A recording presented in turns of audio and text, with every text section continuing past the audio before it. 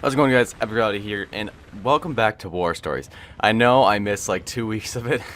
Well, that's because I have a problem. Whenever I start series, I do like 2 weeks of it. Oh god, I gotta sneeze. Oh god. Oh god.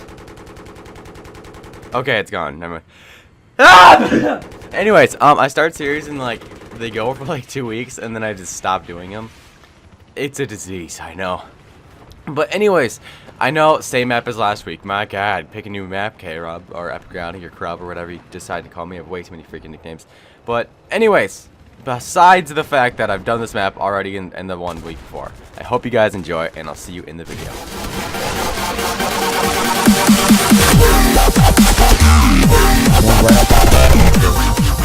I got him, don't worry. Okay, so the first guy we're going to talk about, his name is Jack Churchill.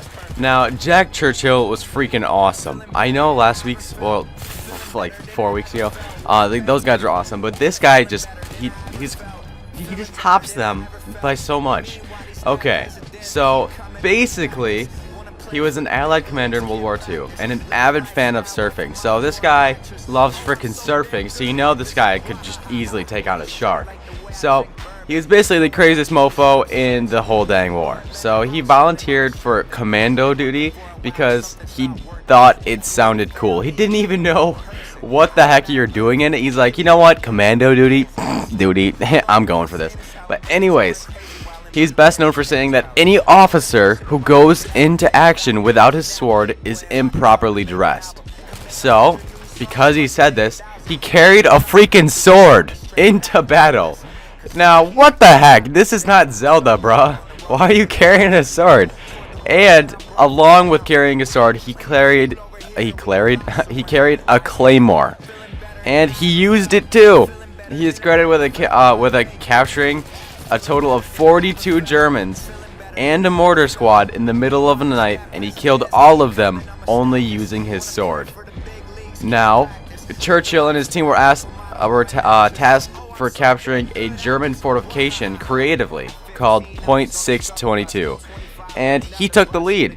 Now, he charged ahead of his squad, or his team, into the dark, into the barbed wire and the mines, and he pitched grenades as he went, just like the guys from last time. But anyways, he freaking runs into barbed wire and mines, throwing grenades, and although his squad did their best to catch up, after the stupid crap that they were running into killed all but 6, basically all of them died, but him, Jack Churchill, and 6 other guys, and all they had were pistols. So then a mortar shell swung in and killed everyone but Churchill.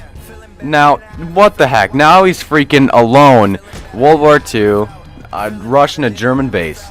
So when the Germans finally found this freaking weirdo, he was playing Will Ye No Come Back on his bagpipes. Oh, did I not mention it? He carried bagpipes next to his sword. No, not only did this guy carry a claymore, a sword, and now he carries bagpipes. What the? Oh my gosh. So, once they found him, they sent him to a concentration camp. Now, I know from school everyone's learned about concentration camps, and they know how hard it was and everything to get out of them, and there was basically no option of leaving. Now, he basically got up and walked out. They caught him again and sent him to a new camp.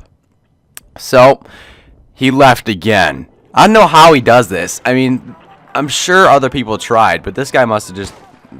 Why? I don't know how this guy was so bad ace. He was an avid fan of surfing, he carried a sword, played bagpipes in war, carried them next to a sword, carried a freaking giant deadly bomb. This guy just tops the charts for my respect levels. But anyways, after walking 150 miles with only a rusty can of onions for food, he was picked up by the Americans and sent back to Britain. So he demanded to be sent back into war. But little did he know, while he was in the 2 concentration camps, the war had ended. So he goes on to say, if it wasn't for those damn Yanks, we could have kept the war going for another 10 years. What the heck? This guy is just totally amazing. Like, how does he do this crap? But anyways, next guy we're going to talk about is Alvin York. Okay, so who was Alvin York? Well, he was born to a family of redneck farmers in Tennessee. Classic American man. But he spent most of his youth getting pissed drunk in bars. And then, to top it off, he got into bar fights. So when his friend got killed in one of these pissed drunk bar fights, he swore off the liquor, which means he just quit cold turkey, and became a pacifist. Now, this is a war story, so you're probably like, why the heck is a pacifist going into war? But basically, he got filed as a conscientious objector and was denied his draft. So they shipped his butt out to basic training. So about a year later, he was one of the... Quit watching me, Jacob! God! So about a year later, he was one of the 17 men designated to sneak out and around to take a fortified machine gun encampment guarding a German railroad. As they were approaching, the gunners spotted them, and they opened fire on him. So tearing 9 of the men to pieces, the few survivors that didn't have enormous balls of steel ran away, leaving York standing there taking fire from 32 heavy machine gunners. So he said this in his diary, I didn't have time to dodge behind a tree or dive into a bush. I didn't even have time to kneel to lie down. I had no time to know how to do nothing but watch 3 of them Germans. Okay, I'll stop. 3 German machine gunners and give them the best I had. Every time I see the German, grammar, I just touched him off. At first I was shooting from a prone position, which all of you nubs that don't understand that means lying down. So just like we often shoot all the targets in the shooting matches in the mountains of Tennessee. And it was just about the same distance, but the targets were bigger. I couldn't miss a German's head or body at that distance, and I didn't.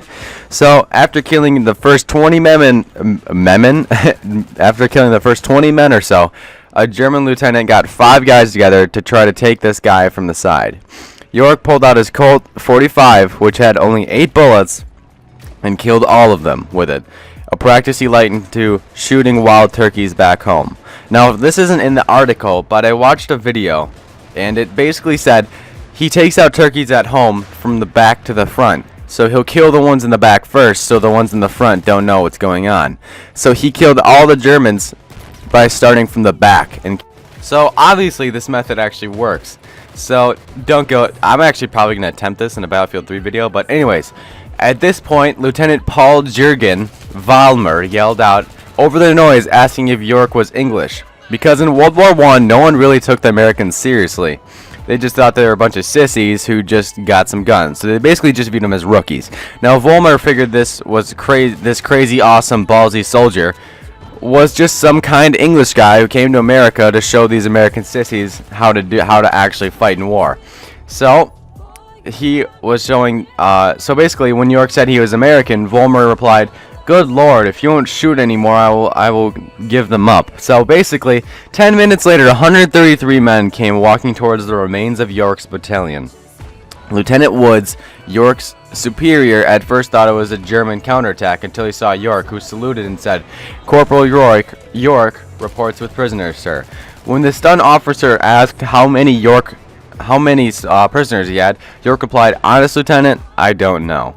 So this guy tops the charts on battle techniques and awesomeness because all he had was basic battle training, and he knew from experience on killing turkeys and what to do in this battle situation.